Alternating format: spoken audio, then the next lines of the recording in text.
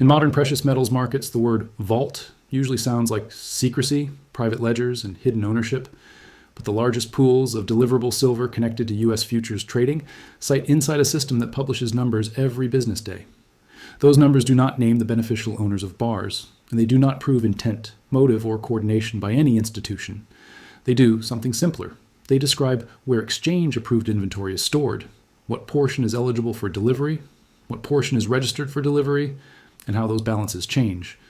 In 2026, when silver swings sharply and margin requirements rise, those warehouse figures become a focal point because COMEX silver futures are physically delivered instruments, and physical delivery relies on a specific chain of custody, documentation, and warehouse stock status. That is where JPMorgan enters the story, not as a rumor, but as a name that appears in the public warehouse report as an exchange-approved depository with one of the largest reported totals in the system. At the same time, JPMorgan also carries a widely documented enforcement history tied to precious metals futures trading, including a record CFTC order for spoofing and manipulation that produced a $920.2 million monetary relief figure. These two facts, an enforcement record and a dominant warehouse footprint, are often mentioned together in public debate. The only way to keep the discussion anchored is to separate what is documented from what is not, and then follow the mechanics that connect warehouse inventory to future settlement and price formation during volatility. Start with the enforcement record, because it is dated, specific, and written into public regulatory documents. In September 2020, the U.S. Commodity Futures Trading Commission announced an order against JPMorgan Chase and Company and subsidiaries for manipulative and deceptive conduct and spoofing in precious metals and U.S. Treasury futures. The CFTC stated the conduct spanned at least 8 years, involved hundreds of thousands of spoof orders, and occurred on exchanges including COMEX. The same CFTC release specified the $920.2 million total and broke it into restitution of $311,737,008, disgorgement of $172,034,790, and a civil monetary penalty of $436,431,811.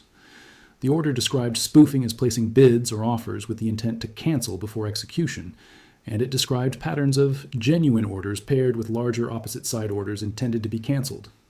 In the detailed order document, the CFTC described an example involving silver futures, where a trader executed activity connected to a customer order to sell 1.6 million ounces of silver. That order also stated the scheme benefited JPM financially in the amount of $172,034,790 and resulted in $311,737,008 in market losses. These numbers and timelines sit in the historical record as regulatory findings about a specific period with specified instruments and with named entities. They do not, by themselves, describe warehouse ownership in 2026, and they do not describe what any inventory is being held for in 2026. What they do explain is why JPMorgan's presence in silver is scrutinized more intensely than most other institutions.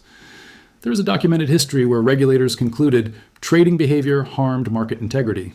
Now shift from enforcement history to the delivery infrastructure, because the warehouse system is the bridge between paper contracts and physical metal. COMEX silver futures are physically delivered contracts. Physical delivery in this context does not mean trucks rolling to every buyer. It means a delivery process conducted through an exchange-approved depository network and a documentation system. The key document is the warrant, which functions as a document of title, representing a specific quantity of metal stored in an exchange-approved facility that meets contract specifications. Under CME Group's own published definitions, registered metal is metal that meets specifications and for which an electronic warrant has been issued. Eligible metal is metal that meets specifications but does not have a warrant issued. The owner of metal in store can elect to have a warrant issued through a clearing member, turning eligible inventory into registered inventory. This distinction matters because the deliverable supply in a physically delivered futures contract is the metal that is registered, not simply metal that exists somewhere in the system. Eligible metal can potentially become deliverable if the owner chooses to warrant it, but until that happens, it is not the same thing as registered deliverable stock. This is the first reason warehouse numbers matter during price volatility. When volatility rises, futures spreads, delivery incentives, and financing conditions tend to move quickly. In physically settled commodities, the relationship between nearby futures prices and later dated futures prices is influenced by storage costs, financing costs, and perceived availability of deliverable supply. The registered inventory number is a direct measure of deliverable stock in the exchange system at that moment. The eligible number is a measure of in-system metal that meets specifications but is not currently deliverable via warrant. If the market faces a large delivery demand in a particular month, the capacity to satisfy delivery is constrained by registered stock, plus any eligible stock that gets converted into registered stock. That conversion is an administrative and legal step, not a mining step. It changes the status of bars already in the depository network. The second reason warehouse numbers matter is concentration. The COMEX warehouse report lists totals by depository operator. It does not say the depository operator owns the metal. The depository is a storage and custody node in the system. Inventory in a depository can be owned by customers, banks, trading firms, industrial users, or funds, depending on the structure. But even without beneficial ownership, concentration in a single depository can matter operationally because a large share of total system inventory sits under one operator's reporting and movement flow. When metal moves into or out of the COMEX system, or shifts between eligible and registered, those movements show up in the daily statistics. During highly volatile periods, market participants often watch where withdrawals occur, where deposits occur, and how quickly registered inventory changes. This is where JPMorgan becomes central as a matter of reported scale. In the COMEX, metal depository statistics. Stock report dated with an activity date of December 31st, 2025, and report date January 2nd, 2026. The line for JPMorgan Chase Bank NA shows a total silver stock of 188,253,997.573 troy ounces. In the same report, the combined total across all COMEX silver depositories is 449,425,810.439 troy ounces. Within that JPMorgan depository total, the registered portion is 16,298,153.990 ounces, and the eligible portion is 171,955,843.583 ounces. Those figures imply that at that snapshot, JPMorgan's depository accounted for roughly 41.9% of the combined COMEX silver inventory, about 12.7% of registered inventory, and about 53.5% of eligible inventory. Those are arithmetic relationships from published totals, not claims about ownership or intent. They are also a reminder that the deliverable now number and the in-system but not deliverable now number are very different, and in that snapshot, JPMorgan's reported concentration is far heavier in eligible than in registered. At the same time, silver is not stored only in the COMEX network. A large portion of the global institutional silver stock sits in London, vaulting and ETF custody structures. The London Bullion Market Association publishes vault holdings data for silver in London, and those holdings are typically measured in tons. By late 2025, LBMA reported London vault holdings were on the order of tens of thousands of tons, which translates into hundreds of millions of troy ounces. That matters because it provides scale context. COMEX inventories are large enough to support delivery and price discovery in U.S. futures, but they are not the only pool of vaulted silver, and they are not necessarily the largest pool. The distribution across locations and custody structures influences liquidity, transfer costs, and the speed at which inventory can be mobilized between jurisdictions and contract systems. What makes COMEX uniquely visible is the daily publication of eligible and registered categories, which are contract-specific and delivery-specific. In 2026, these inventory mechanics collide with volatility conditions. Volatility in silver is not unusual historically, but in the run-up to 2026, it is tied to a mix of industrial demand growth, geopolitical risk pricing, US dollar and rate expectations, and the microstructure of leveraged futures positioning. Reuters reported that silver surged dramatically from October 2023 into 2025, rising from about $20.67 to a record above $54 in November 2025 before pulling back. Reuters also reported that in late December 2025, silver reached levels far above prior cycle peaks, with references to spot silver hitting the high 70s and intraday extremes near the low 80s, followed by sharp pullbacks into year-end. In other words, the market entered 2026 with recent experience of outsized daily ranges, which is the environment where exchanges adjust margin to manage clearing risk.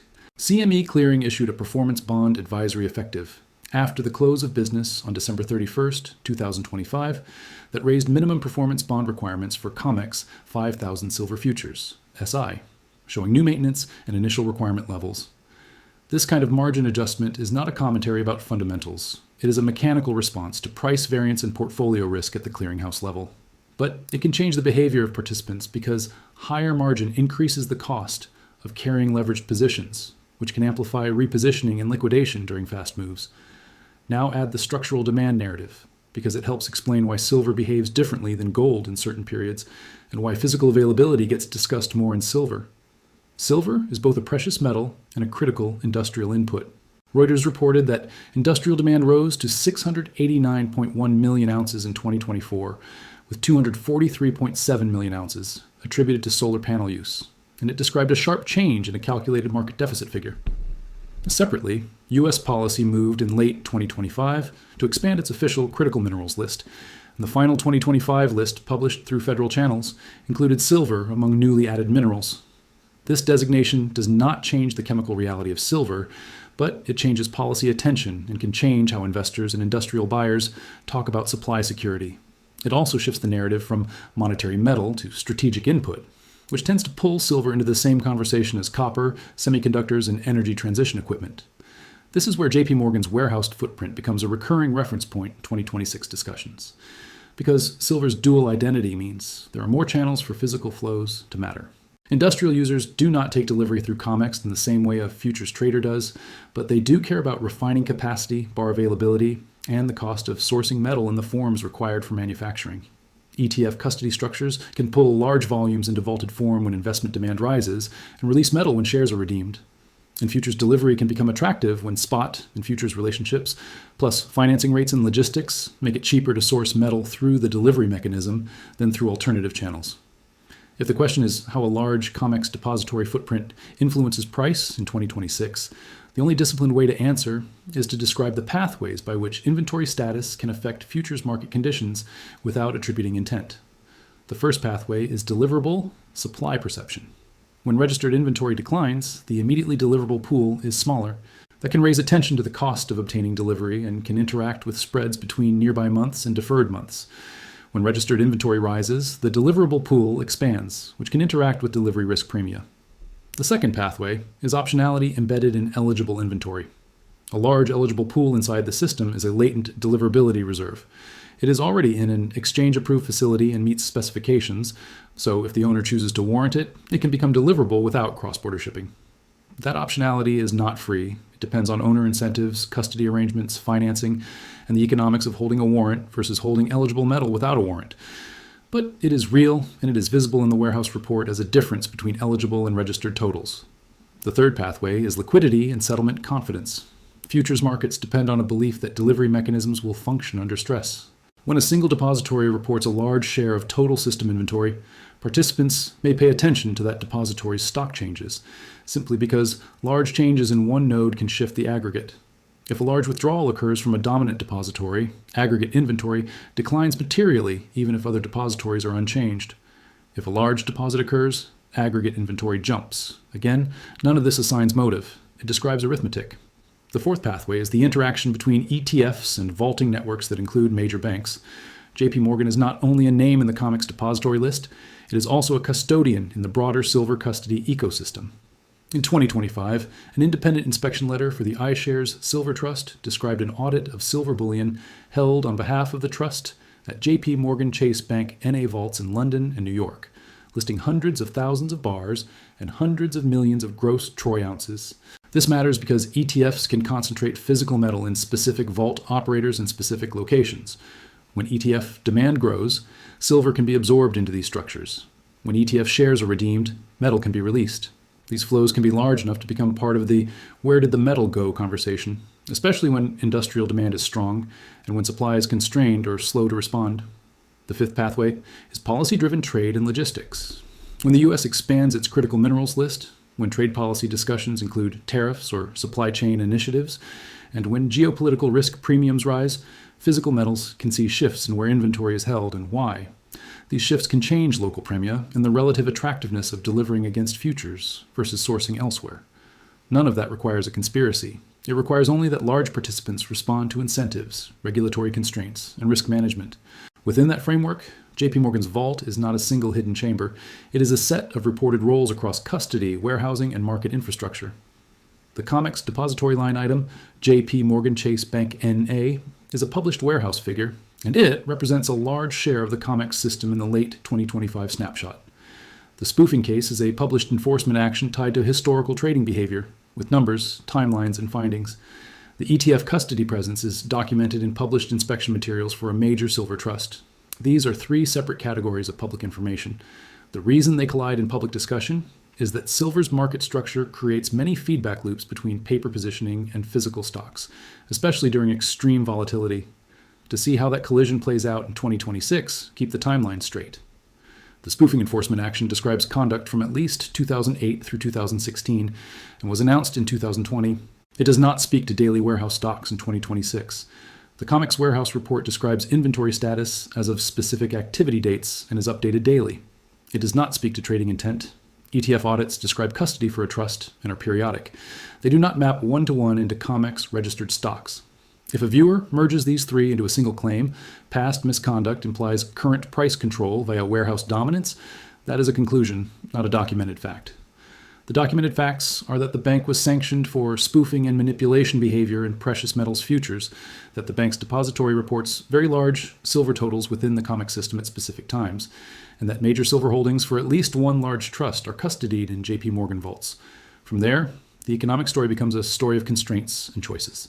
Silver's industrial demand is a steady pull that does not disappear when risk sentiment changes, especially as solar deployment grows. At the same time, investment demand can shift quickly with rate expectations, inflation expectations, and risk-off flows. In late 2025, silver experienced moves large enough for the exchange clearinghouse to raise performance bond requirements.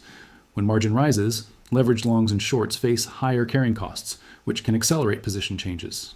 During these periods, the physical delivery mechanism becomes more visible because it is one of the few points where a futures contract is forced to reconcile with a real-world inventory ledger. The warrant system, the eligible versus registered distinction, and the daily stock report become the map of that reconciliation. One final point clarifies why the word secret persists, even when the numbers are public. The warehouse report shows where metal is stored and what its delivery status is, but it does not disclose who owns each bar, why it is held, or whether it is encumbered by financing arrangements outside the warrant system. Eligible metal is, by definition, not currently warranted for delivery, and its owners may have reasons unrelated to delivery to keep it eligible. Registered metal is warranted and sits closer to the delivery mechanism, but even registered metal can be pledged as collateral in clearing arrangements, which introduces another layer of documentation. The public can observe totals and changes, but it cannot observe the full chain of beneficial ownership and contractual claims behind those totals. That gap between visible quantities and invisible ownership is where vault narratives thrive. The disciplined approach is to treat ownership as unknown unless disclosed and to treat the delivery mechanics as known because they are specified by exchange rules and reporting. So in 2026, the factual chain looks like this. Silver's price is volatile after a historic run-up, with daily ranges that trigger higher margin requirements. Industrial demand and policy attention to supply security keep the physical narrative active. COMEX remains a key price discovery venue where deliverability depends on registered warrants. The daily warehouse report shows that one depository operator, JPMorgan Chase Bank N.A., reports a very large share of the system's total silver inventory in a late 2025 snapshot, with most of it in eligible status. And the same institution has a documented history of regulatory enforcement in precious metals futures trading, including a record CFTC order with detailed monetary relief figures. Those are the public facts. The conclusions about what they mean for price direction, fairness, or long-term value are not in the documents. But the mechanisms that connect warehouse status to delivery capacity and delivery capacity to futures market conditions during stress are visible in how the system is built and in how it reports itself every day.